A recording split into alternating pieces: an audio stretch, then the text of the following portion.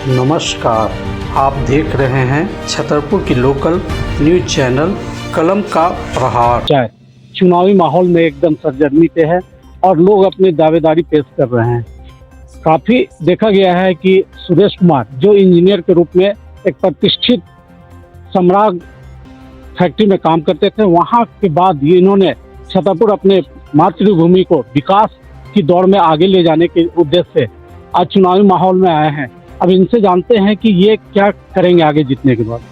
जी, बहुत बहुत धन्यवाद आप लोगों को। और जैसा कि आप लोग को मालूम है, विगत 5 वर्ष से मैं जनता सेवा में लगा हूँ और मेरा कॉरपोरेट एक्सपीरियंस यहाँ के जनता के लिए बहुत काम आने वाला है। मैं अनुभव किया हूँ और 5 साल में मेरा जो कार्यकलाप है, जो गतिविधि है, जनता के सामने है। और मैं अपने लिए इलेक्शन नहीं लड़ रहा हूँ, मैं जनता के लिए इलेक्शन लड़ रहा हूँ ताकि जनता जीते। और वो जो चिर परिचित उनको जो इंतजार है भ्रष्टाचार खत्म करने का, साफ सफाई का नगर पंचायत में, स्वास्थ्य व्यवस्था, शिक्षा व्यवस्था, तमाम जो मुश्किलों का सामना कर रहे हैं उस सामना से, उस मुश्किल घड़ी को खत्म करने का, उस समस्याओं से निजात पाने का समय आ रहा है। यदि जनता हमको चुनती है तो इस जनता की जीत होगी और जनता की तमाम इच्छाओं की पूर्ति होगी।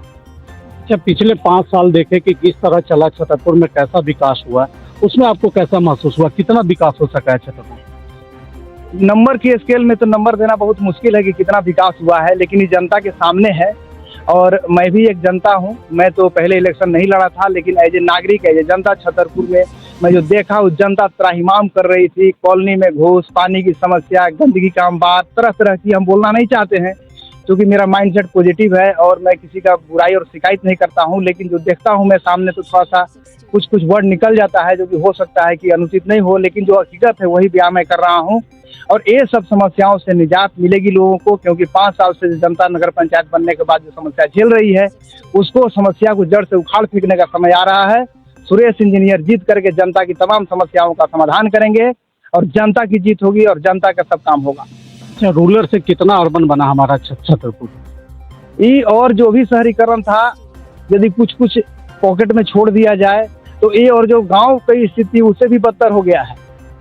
आप गांव में जाके देखेंगे तो वहां पर कहीं कहीं गांव में शहर से ज़्यादा अच्छा व्यवस्था है। यहाँ नगर बनने के बाद में और स्थिति खराब हो गई है। और इसलिए खराब हो गई है क्योंकि जो नगर के जो भी अध्यक्ष बने, उनको विजन नहीं था कि कैसे नगर को डेवलप करना है, कैसे प्लानिंग होगा, टाउन प्लानिंग कैसे होगा, क्या व्यवस्था होना चाहिए और उसको कैसे डेवलप किया जाए। ये सब की कमी थी क्योंकि उनको अनुभव नहीं था और उतने ज़्यादा एजुकेटेड नहीं है, कॉर्पोरेट एक्सपीरियंस नहीं है। तो उनको जो समझ में आया उन्होंने किया, जनता के सामने है। लेकिन मेरा experience corporate experience, Tata steel आप जानते हैं, मैं लंबे समय तक जमशेदपुर में काम किया हूँ, वहाँ का टाउन डेवलप किया हूँ, रोड, नली, गली, सड़क, सब व्यवस्था जो इंजीनियर कर सकता है मैं करके आया हूँ। मेरा एक्सपीरियंस छतरपुर के लिए बहुत ज़बरदस्त काम आने वाला है। बस छतरपुर की जनता कमर कस ले एक अच्छे नेतृत्व को सामने लाने।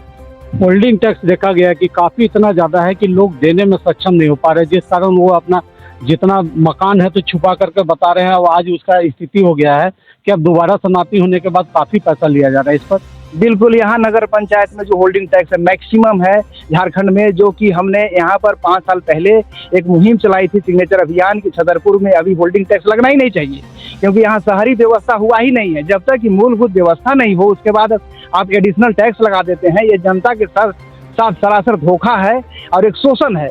मैं 500-600 आदमी से साइन करवा करके मुख्यमंत्री के पास आवेदन दिया था कि यहाँ पर होल्डिंग टैक्स माफ किया जाए, 5 साल के लिए एग्जेम्प्ट किया जाए।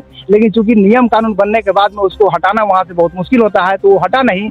इसके बावजूद भी मेरा प्रयास रहेगा कि यहाँ पर मिनिमम जो होल्डिंग टैक्स हो सकता है वो लगे, ताकि जनता को राहत मिले। क्योंकि जो ज़्यादा टैक्स लगता है तो लोग चोरी करेंगे ही, छुपाएंगे ही, क्योंकि यहाँ की आर्थिक स्थिति उतना नहीं है कि जितना होल्डिंग टैक्स यहाँ पर देना पड़ रहा है। चलिए, धन्यवाद। ये हैं सुरेश इंजीनियर। काफ़ी इन्होंने पिछले बार देखा गया है कि गर्मी के दिन में भी अपने निजी खर्च के पर लोगों को पानी, पेयजल पहुंचाया है।